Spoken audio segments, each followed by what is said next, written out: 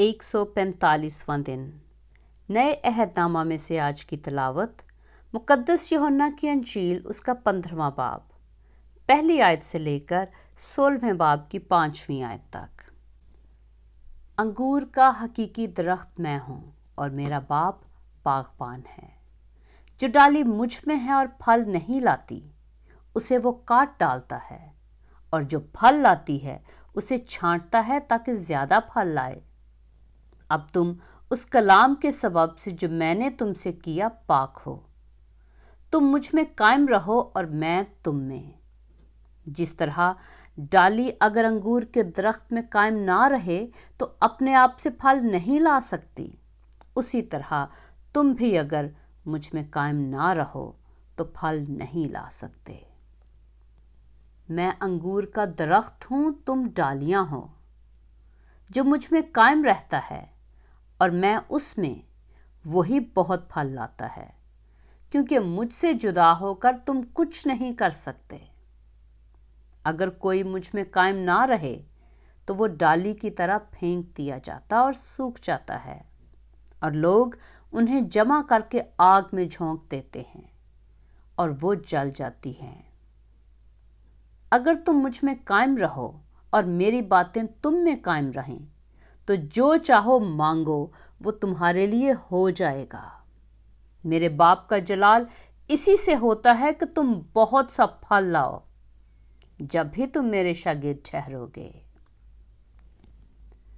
جیسے باپ نے مجھ سے محبت رکھی ویسے ہی میں نے تم سے محبت رکھی۔ تم میری محبت میں قائم رہو۔ اگر تم میرے حکموں پر عمل کرو گے تو میری محبت میں قائم رہو گے، جیسے میں نے اپنے باپ کے حکموں پر عمل کیا ہے اور اس کی محبت میں قائم ہوں۔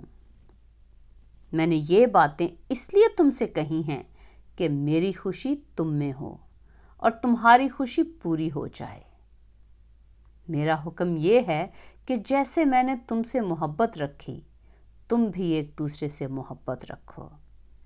اس سے زیادہ محبت کوئی شخص نہیں کرتا کہ اپنی جان اپنے دوستوں کے لیے دے دے۔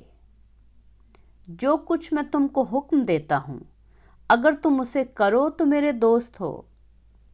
اب سے میں تمہیں نوکر نہ کہوں گا، کیونکہ نوکر نہیں جانتا کہ اس کا مالک کیا کرتا ہے، بلکہ تمہیں میں نے دوست کہا ہے، اس لیے کہ جو باتیں میں نے اپنے باپ سے سنی وہ سب تم کو بتا دیں۔ تم نے مجھے نہیں چنا بلکہ میں نے تمہیں چن لیا اور تم کو مقرر کیا کہ جا کر پھل لاؤ اور تمہارا پھل قائم رہے، تاکہ میرے نام سے جو کچھ باپ سے مانگو وہ تم کو دے۔ میں تم کو ان باتوں کا حکم اس لیے دیتا ہوں کہ تم ایک دوسرے سے محبت رکھو۔ اگر دنیا تم سے عداوت رکھتی ہے تو تم جانتے ہو کہ اس نے تم سے پہلے مجھ سے بھی عداوت رکھی ہے۔ اگر تم دنیا کے ہوتے تو دنیا اپنوں کو عزیز رکھتی، لیکن چونکہ تم دنیا کے نہیں بلکہ میں نے تم کو دنیا میں سے چن لیا ہے، اس واسطے دنیا تم سے عداوت رکھتی ہے۔ جو بات میں نے تم سے کہی تھی اسے یاد رکھو کہ نوکر اپنے مالک سے بڑا نہیں ہوتا۔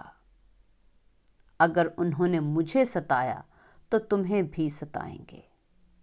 اگر انہوں نے میری بات پر عمل کیا تو تمہاری بات پر بھی عمل کریں گے۔ لیکن یہ سب کچھ وہ میرے نام کے سبب سے تمہارے ساتھ کریں گے، کیونکہ وہ میرے بھیجنے والے کو نہیں جانتے۔ اگر میں نہ آتا اور ان سے کلام نہ کرتا تو وہ گناہگار نہ ٹھہرتے، لیکن اب ان کے پاس ان کے گناہ کا عذر نہیں۔ جو مجھ سے عداوت رکھتا ہے وہ میرے باپ سے بھی عداوت رکھتا ہے۔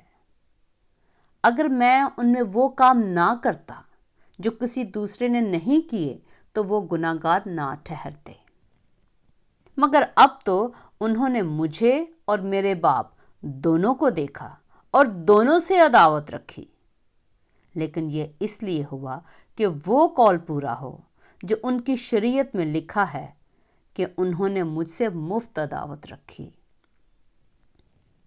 لیکن جب وہ مددگار آئے گا جس کو میں تمہارے پاس باپ کی طرف سے بھیجوں گا، یعنی روح حق جو باپ سے صادر ہوتا ہے، تو وہ میری گواہی دے گا، اور تم بھی گواہ ہو کیونکہ شروع سے میرے ساتھ ہو۔